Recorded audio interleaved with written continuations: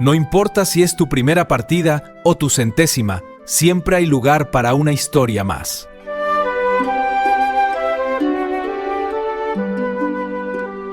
Bienvenido a El Último en la Mesa, el podcast del Bastión del Dinosaurio. Estás en tu rincón favorito.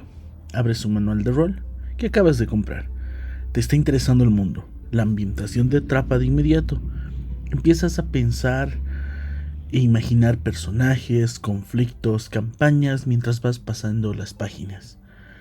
Y te piensas qué es lo que podrías dirigir el próximo fin de semana. Estás inmerso. Y de repente encuentras una frase que te hace detener en seco. No te detienes porque sea un concepto de reglas complejo. Tampoco porque esté mal escrito. O tenga una errata. Te detienes porque por un segundo la forma en que está redactado no se siente natural. Ya no sientes que te están narrando un mundo. Sientes lo que es el peso de una decisión editorial. Y a mí personalmente me pasa eso con ciertas fórmulas de lo que es actualmente conocido el lenguaje inclusivo. Como el uso de palabras como amigue, jugadore, jugadoras, por decirlo. Y quiero aclarar esto desde este primer minuto. No es que quiero excluir a nadie, ni porque me moleste que este hobby crezca. Es algo mucho más simple. Como lector, al menos a mí, me saca por completo de la experiencia. Y hoy, en El Último en la Mesa, queremos hablar de esto. Sin levantar la voz, sin discutir con nadie y con total honestidad. Y además me interesaría saber tú qué opinas de ello. ¿Qué pasa cuando esa intención de incluir choca directamente con la experiencia de lectura del público en general? Vamos a poner todas las cartas sobre la mesa para ello de una forma bien clara. No cuestiono en lo personal en absoluto que haya personas que se sientan representadas, cómodas o aludidas con estas formas de lenguaje. Es completamente válido. La intención de fondo suele ser buena y vamos a ser honestos. Querer que más personas, más gente se sienta bienvenida a este hobby. Pero aquí es donde debemos también de ser un poco analíticos. Una buena intención no va a garantizar casi siempre una buena experiencia de lectura. Cuando abrimos un manual de rol, estamos buscando mayormente tres cosas fundamentales, o al menos yo lo considero: claridad, fluidez y, lo más importante, una inmersión. Un manual de rol no llega a ser un comunicado de prensa, no es un texto académico, es una pieza importante que te ayuda a construir una atmósfera. Y una traducción extraña, un tono forzado o una elección lingüística demasiado visible, al menos para mí, se llega a convertir en una pared. El texto se empieza a interponerse entre entre el lector y el mundo imaginado. Si yo al menos tengo que releer una frase 3 veces, no por entender la regla, sino para procesar cómo está escrita la palabra, esa inmersión que estoy mencionando, al menos para mí, se rompe. Ahora, entiendo perfectamente que no todos leemos igual. Tal vez a ti que estás escuchando esto no te moleste en lo absoluto. Tal vez te parece un paso necesario e importante, y eso está perfecto. El problema real aparece cuando una editorial asume que una única solución tipográfica, o más bien sería no tipográfica, o tal vez sí, más que todo gramatical, representa a todos sus lectores, y es mágicamente, ignorando el ritmo, naturalidad del idioma. Y no es que yo sea un experto en el idioma.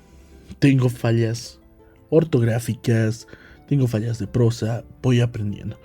Tal vez por cómo soy y todo lo que conlleva a lo que soy yo, Sniffer. Lo interesante de todo esto es que sí existen alternativas. No estamos atrapados, y vamos a ser honestos, entre el género masculino o femenino. ni tampoco esa sustitución de vocales. Y que alguien que me venga a decir que la RAE hace mucho tiempo atrás, al menos para mí, ha dejado de ser importante. El español es un idioma rico, el castellano. Se pueden buscar soluciones que integren a todo el mundo sin obligar al lector a que tropiece con el texto.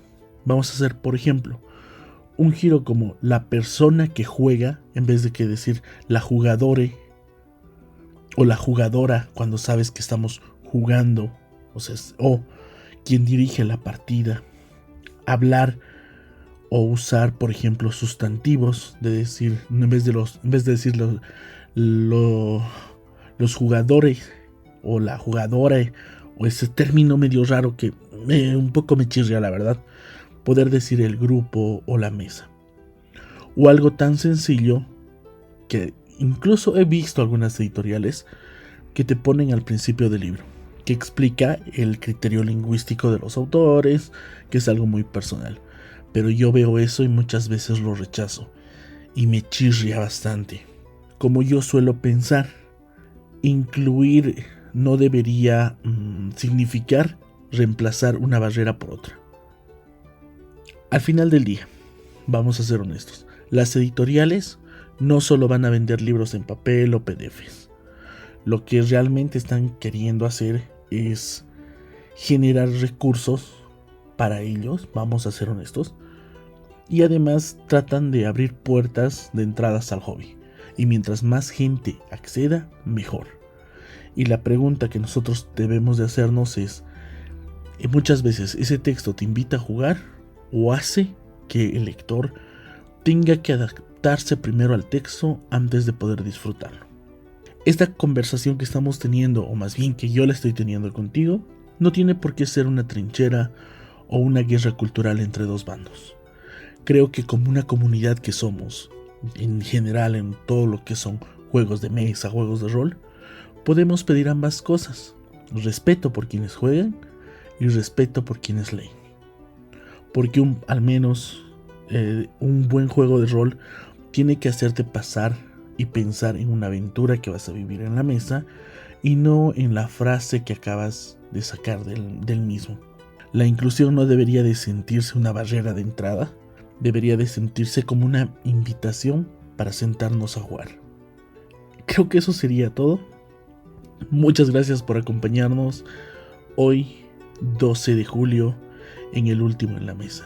Nos vemos en la próxima tirada.